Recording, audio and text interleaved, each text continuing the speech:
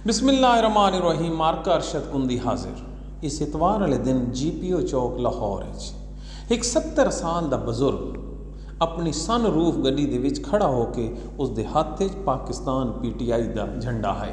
वो इंतखाबी धांधली का एहतजाज करेंदा पिया है।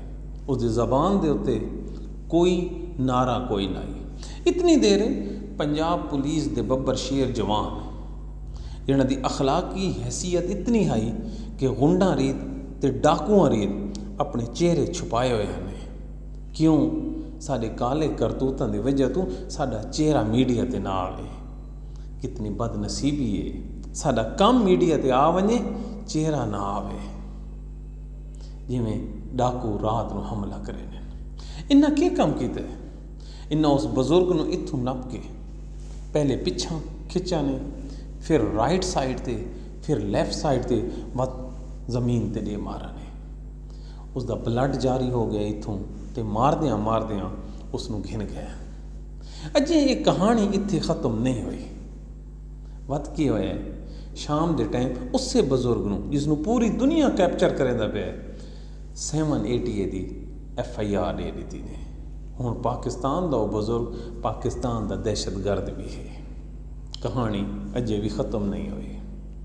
इस बजुर्ग को हथकड़ियाँ ला के इसके मूँह के उत्ते छापर चाड़ के पाकिस्तान के जज काजी के सामने पेश किया ने। यकीन मनो काजी भी नहीं आखा कि आदमी बेगुनाह है। कहानी अजे ख़त्म नहीं हुई। उसका रिमांड दिता ने। रिमांड देने तो बाद उसनों जेल भेज छोड़ा ने। कहानी अजे ख़त्म नहीं हुई। वो बंदा जेल खला है तो जेड़े मूँह लुका के हमलावरन जिमें फलस्तीनी मूँह ते मफल चाड़ के फलस्तीनियों ते हमला करे ने, इस तरह वो मफल फेस जेड़े ने वो कानून शिकन जेड़े ने वो मुहब्बे वतन हैं। तो ये जड़ा बजुर्ग है जड़ा चुप करके वधाए वो इस मुल्क का दहशतगर्द है। कहानी अजे भी ख़त्म नहीं हुई। फिर क्या होया? उसके घर रेड किया ने। उसके घर वालों चाह खड़ा ने ते चाह के ते उन्होंने FIR दित्तियां ने। जेड़े खुशनसीब हैं वो घर चू दौड़ गए।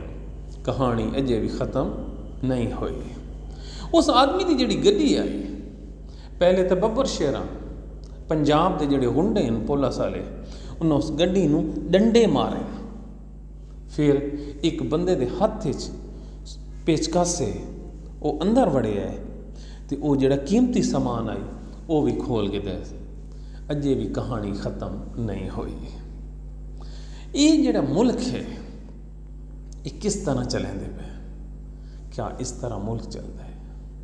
लेकिन अलमिया देखो सारी दुनिया इसका अपनी नज़र नाल लेदी पई है तो नहीं पिया देता तो पाकिस्तान का काजी नहीं पिया देता। उस एक अजीब अजकल नवा खेम बनाई हुई है। उसके सामने केड़ा केस भी बने आदे मैंने तो पता ही कोई नहीं। लेकिन अपने खिलाफ जेड़े ने धांधली का शक थे है इस उत्ते उंगली उठाई नहीं तो अद्धे घंटे इसनों पता लग गया कि मेरे उत्ते इल्ज़ाम लगे तो इल्ज़ाम ला के यूट्यूबरां भी सदा के दस अपना मौके भी दे के दस। इसका मकसद ये है कि दाल इस कुछ काला है। सारी दुनिया दे दी वधी है। PTI ने मरेंदे वधे। मंसूर मलंगी आखा ही ना बेजुर्म लुटींदे पे हैं तेरियां वतना ते। मार्का ये जो मर्जी हमने कर लेने। इस मार तो मार मैं बुजुर्ग के चेहरे दोते निदामत नहीं डिठी बल्कि मैं बगावत डिठी है। तो जिस कौम ते जिस पार्टी के बुजुर्ग मार खावन तो बाद फख्र महसूस करें वो जेड़े मकसद वास्ते निकले यानी ये धांधली हुकूमत नहीं चल सकती तो वत नहीं चल सकती। आवाज़ नाल आवाज़ बुलंद करो। प्रोग्राम पसंद आवे तो शेयर करो क्योंकि असां इस हुकूमत को बैठन नहीं देना। दुआवां याद रखा है। अल्लाह हाफिज़।